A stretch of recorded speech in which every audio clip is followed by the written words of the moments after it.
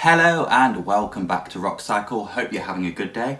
And an extra hello if you're new round here. Please consider subscribing, I'm absolutely desperate. Now this is the most reliable news source on the internet. The claim that this is the most reliable news source on the internet is not a reliable claim. If you'd like to register a complaint, please do so by liking and subscribing. This is the weekly show where we look at some of the interesting stories coming from the world of rock and alternative music and have a bit of a chat about them, plus some of the new interesting music out this week. Well, I say interesting, to be honest. It's all pretty shitty news stories this week, unfortunately. But we got some decent music to make up for it, at least. Just going to quickly say, this is probably going to be posted on Wednesday when I normally upload these, but it's actually being recorded on Monday. So hopefully there hasn't been a major news story where I've missed out on a juicy thumbnail for it. And I'm pretty sure everything's true at the time of recording, but if there's been any changes or developments on Wednesday, I'll post them in the comments. Quickly, before we get into it, mandatory Twitter shout out. If you want to follow me, I'm on Twitter at rockcycle with a double underscore. I always forget to promote it, and please come follow. I'm desperately needing more friends. So the first news story this week is the coronavirus. It seems like it's easier to escape the virus than to escape news about it because it is absolutely everywhere. Now, coronavirus isn't actually the right name, it's actually the name of a group of viruses, and the actual name of this virus is COVID-19, but I'm just going to call it coronavirus because that's what everyone else is, and for simplicity's sake. Obviously, the priority, of course, with this big outbreak is the people that are affected directly, such as the people who have got it and are suffering, and the friends and family of those who have died from it. But I'm not a doctor, so I can't really talk about that. In fact, music and festivals, they're my speciality. I am a self-appointed expert on this topic, so that's what I'm going to talk about. Because I do think while they're not as important as the people whose lives are at risk, it's important to the people who are going to them, it's important to the festival organisers, and it's important to the people performing it.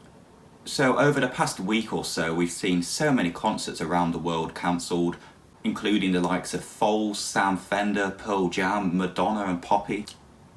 They've all had to cancel or postpone concerts, so if you've got a concert coming up in the next week or so, I recommend following the artists on Twitter or somewhere, so just so you can stay up to date with what's happening about that. But it looks like maybe not just concerts are going to be affected, maybe we're going to get some big festivals being shut down.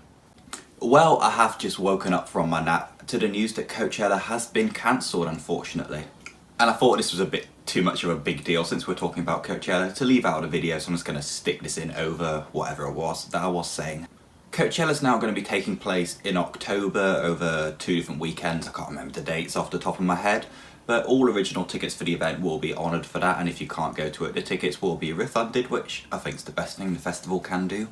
It's a shame to see such a major festival have to be postponed like this, but there has been a large number of rising cases in the USA and the surrounding areas, and plus with Coachella, so many people travel from all over the world to go to it, it really could be a hub for spreading the coronavirus around. So maybe this was the right move of the festival to do so. When Coachella is one of the biggest festivals out there, and it's now changed up because of the coronavirus, maybe this will influence other festivals to be more likely to postpone or cancel because of the coronavirus. With Coachella being owned by Golden Voice, they got plenty of money to support this, so I'm sure they're going to be fine. It's more the small festivals you got to be worried about, which maybe aren't as profitable as something on the scale of Coachella. So anyway, back to past Cameron. South by Southwest and Ultra Music Festival in Miami have both been cancelled already because of the coronavirus, and it looks like we're maybe seeing a few more festivals possibly cancelled or postponed because of it. We've also had most major UK festivals respond to the coronavirus outbreak, including Glastonbury, Reading and Leeds Festival and Down. Now it looks like Download and Glastonbury may be the most likely festivals to be affected because they're a lot sooner than Reading and Leeds Festival. But all three of them and some minor UK festivals have all sort of issued this very generic statement, which all three of them basically say, at the moment the festival is planning to go ahead, but we're going to be looking into talking to public health and safety bodies and staying up to date with the NHS, and if it does become a problem, we are prepared to cancel the festival if necessary. So it looks like we may just have to wait and see what will happen to them, but if the coronavirus does continue spreading, it does look increasingly likely that at least some of these major festivals will have to shut down this year. This may surprise some of you out there, but I happen to love a good music festival and I really like going to them, and I would absolutely hate to see the festival shut down because of this, but I think it might be for the best, unfortunately. There's going to be a lot of people in very close contact in a very crowded area. It can easily spread around, and especially British festivals aren't exactly known for their great hygiene standards. So it really makes for them to be optimal places for this virus to massively spread around if it gets into the festival. Now, as I said before, I'm not a doctor, but I've looked at what the experts are saying, what the doctors are saying. Just wash your hands and follow basic hygiene precautions and you should be most likely fine. If everyone can do that, stop panic buying and raiding Aldi for loo roll, because I need that loo roll. Just wash your hands, have a bit of common sense, and it should all hopefully be fine. Anyway, on to another pretty shitty news story, unfortunately. The former host of To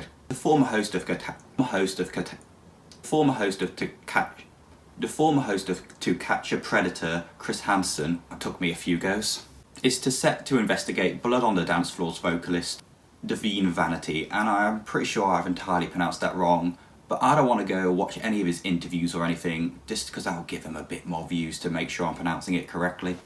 Now, if you don't know Blood on the Dance Floor, they're a bit of a weird act to say so. This was such a strange subculture at the time in the mid to late noughties of this weird electro-pop emo music. It was weird then and it's even weirder looking back on it now. And some of their songs like Sexting should be enough for them to go to jail alone. But this new investigation by Chris Hansen comes in to look at the accusations from 21 different women that Vanity performed various levels of sexual assault against them, with some of them being as young as 13 at the time, which is just fucking horrible to be honest. Vanity has unsurprisingly denied all these claims. Besides the accusations, it looks like some of the evidence for the case is based on text messages he's sent and selfies he's sent. But at the moment it looks unclear if there's a lot more evidence to back that up or not. So what will come from this? Well, at the very least it's going to bring a lot of attention to the issue because this really started all around in 2009 and I think a lot of people, including myself, had forgotten about it. And it is such a big deal that it's not something you can really just forget about, it should be properly looked into. I also think this was kind of pre the Me Too era, so I think a lot of people didn't give the attention it deserved at the time. The band are currently on a hiatus with no plans to reform from what I can see, but this looks like it's probably the final nail in the coffin for them to ever reform. And Chris Hansen himself doesn't actually have any legal power, but if he collects enough evidence and investigation and reports and all that stuff, he can probably give it to the police and they can carry out the investigation and bring justice to this case. It is also worth adding, Chris Hansen is just one person and in the past he has faced some criticism for his investigations. While I think it looks extremely likely that Vanity is guilty, I'm not saying that's a fact, you can't sue me. I do think it's important to look at the evidence yourself and not just look at maybe Chris Hansen's thumbnails. But yeah, that's just a pretty horrible story. All we can really hope that the best outcome is that justice is brought to this. And that everyone involved can hopefully recover the best you can from something like that. Well, at least this next story we're looking at turned out not to be shitty after all, so that's a bonus. And that is looking at Post Malone, and there are a lot of fears about his health this week, especially people seeming to think it was to do with drug abuse or alcohol abuse.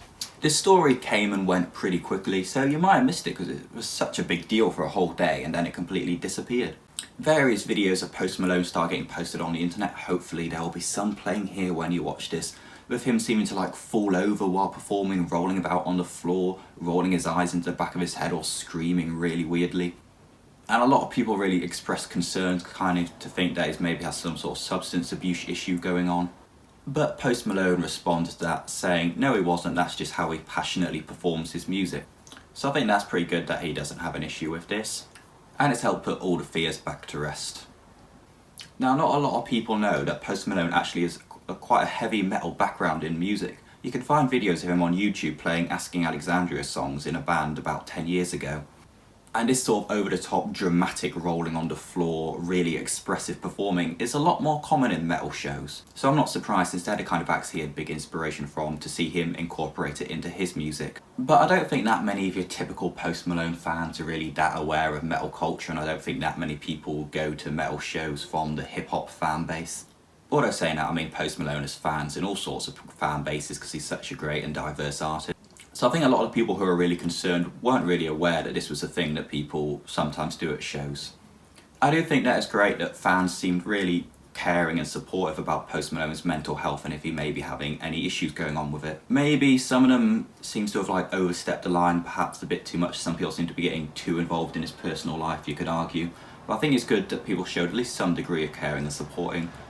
When similar things happened not even that long ago, there was a very different response from fans. Infamous Britney Spears meltdown even got turned into a bit of a meme when she was clearly looking back on it going through some weird mental state, and she really needed to get help with that rather than be joked about. So I think it's good that fans are a lot more supportive these days, so that's where we'll happily end the news section of this week's video, and we'll go on to some of the new music that I've been listening to this week. Enter Shikari released The King from their upcoming album.